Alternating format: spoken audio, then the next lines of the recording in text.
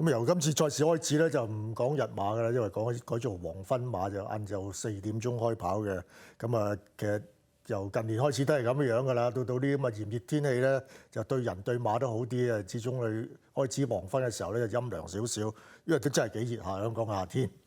我哋開始叫做夏令賽事啊，咁啊嚟緊星期日就會正式開始啦。咁啊星期日就跑10場賽事嘅。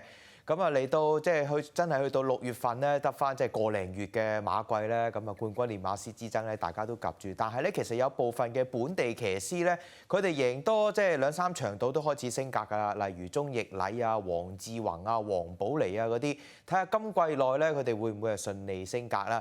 今次嘅賽事10場草地嘅黃昏賽用絲跑道，頭場開跑4點正啦，3T 就冇多寶，6環彩就有280萬嘅多寶，第5跑孖 T 有100萬，停賽復出就播文賀銘年，咁啊停緊賽嘅咧就係阿潘明輝啊，咁啊下次停賽咧就係董明朗同埋蔡明紹，即係兩位爭緊告東尼獎嘅咧，今次停賽，下次都停賽啊，兩個 Matthew。第6場就4班14，落班就99為軍。如果數呢一場嘅上獎上名馬都幾多㗎，淨係1號快樂高球咧話喺近6次啊，全部都2233啊，5個亞軍1個季軍。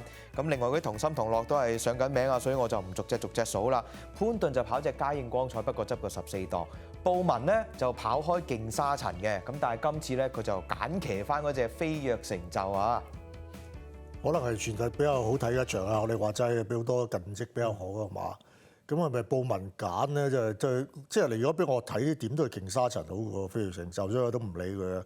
始終布文都搏咗幾場咧，第2啊，咪真係換下手啊，會好啲咧。咁你呢隻勁沙塵嘅前一場輸俾一定超，跟住再出就贏啦，真係好強嘅績嚟嘅。咁啊上一次輸俾紫英並博亦都唔曳。咁我覺得係4平8穩嘅一隻咯，同埋佢未交代又好想贏呢個路程啊，4度入 Q， 咁啊坐2望1啦，我諗都可以做得到嘅。換人都正常嘅，因為2次都俾人封，一次就俾阿霍宏升封一定超，上次就俾阿潘頓封，咁啊今次換一換人。咁但係布文跑嘅飛躍成就咧，其實呢隻馬都有多少山雨欲來㗎啦，已經。前次跑過第3，有啲走勢；上次個第7咧，你留意下個早段拖得好後，入到直路咧都幾支油嘅嗰啲催策嘅力度，咁啊一早就收咗跑過第7。今次唔同啊，執翻個4檔咧，呢度有多少變數嘅。咁另外快樂高球好準啦，咁啊呢一隻不過執過11檔，但係近排啊志宏大師真係即係力爭升格咁喎，真係好好鬥志。係啊，咁佢即係有啲似勁沙塵咁咯。不過當然佢係以往贏一次，佢係賽績1 win 8屁嘅。上一次我記得2隻高球都搏1 win 1 Q， 佢啊都贏唔到。咁啊前一場啊都唔緊要啦，即係。我覺得黃志宏琴晚騎馬咧，尤其騎到尾場，佢太易穩啦。佢真係騎出信心。有時做騎師係咁啊，贏開一輪，你話佢順又好，你話佢騎出信心又好，總之就即係飯都好似好順利咁揾個位來欄就揾得到。你一唔順嗰時啊，真係好話唔好聽啊，頭又撲著黑呢度又揾嗰度又塞。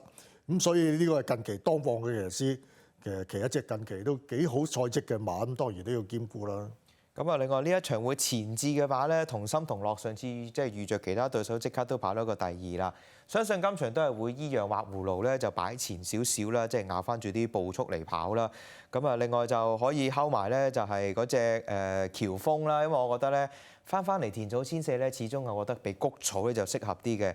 近排就係鵬哥容大夫咧個鬥志好啊嘛，雖然夾住周俊樂季內頭馬少啲，咁但係呢一隻係佢曾經贏過嘅，都可以加入考慮嘅。咁啊3班1200米啊，營造組裝咧上次就贏未影歌飛嘅，今次又再對壘，呢場都幾好睇㗎。風作起時縮翻落嚟啦，小鳥天堂啊跑2次都未輸過嘅，今次啊上班。咁啊睇下上班可唔可以即刻克服到啦？咁啊另外仲有健康快車呢啲咧，其實都係有近績嘅馬嚟嘅。咁啊，未影過飛我都幾中意，啲馬其實跑1200亦都好準啊，即係跑4次入邊2 Q。咁上次就即係僅輸俾阿龍之輝，上次嗰啲大熱門嚟，咁當然就係放頭着數啲，因為步速偏慢嘅。咁龍之輝係放頭一隻，佢第2都唔失禮嘅。咁支持贏快樂高球啊，啲都賽績硬淨嘅。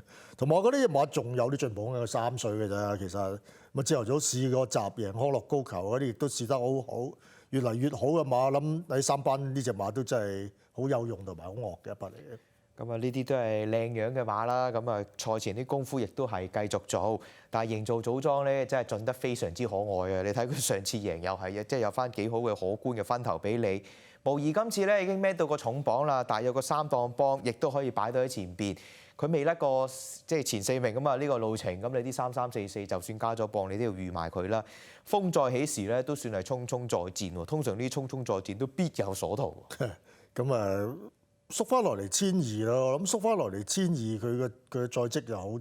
咁其實佢3次上尾一邊兩臂都係1,200嘅。上次就走咗去跑1,400啦，有時成日都話增程啊，難度高啲啊咁。同埋上一次佢急咗嘅馬林場嘅時候，所以上一場個賽績我覺得都未可作據嘅。咁佢你睇下個1,200嘅績，佢前一場咪就係同頭先講魅影波飛嗰場咯。咁龍之輝贏佢都係輸一個馬位啫嘛，佢都係蝕咗個偏慢嘅步速嘅。咁所以你如果揀得魅影波飛咁，你呢個風再起時都應該係即係根據個 form line 都係要揀嘅馬嚟嘅。小鳥天堂當然都值得大家繼續留意啦。一出我都話呢隻馬我自己都好喜歡㗎啦。咁啊上次咧就留後，前次初出就放頭，證明都仲有多少分喺手。呢啲係馬房攞嚟省下招牌咧。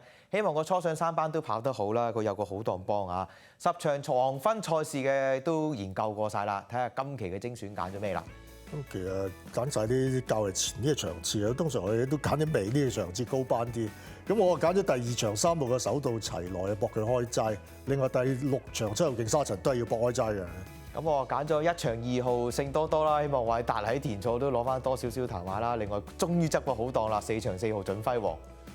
咁啊，大家最緊要留意一樣啦，即係 Alex 講今次係黃昏馬，因為呢有時係習慣咗，有時等於就我夜晚我梗係轉咗去跑馬地一邊，有陣時跑沙田夜啊，行錯路都有，即係嗰個慣性喺度，所以大家留意啊！今次跑黃昏馬。冇錯，星期日本地賽事咧跑黃昏馬，頭場開跑4點，但係星期六我哋有英國同埋南非嘅越洋轉播，而星期日咧早少少入場都唔怕㗎，因為有安田紀念賽轉播翻嚟嘅，所以咧大家今個週末都目不暇給㗎啦。我哋下期節目再見，拜拜。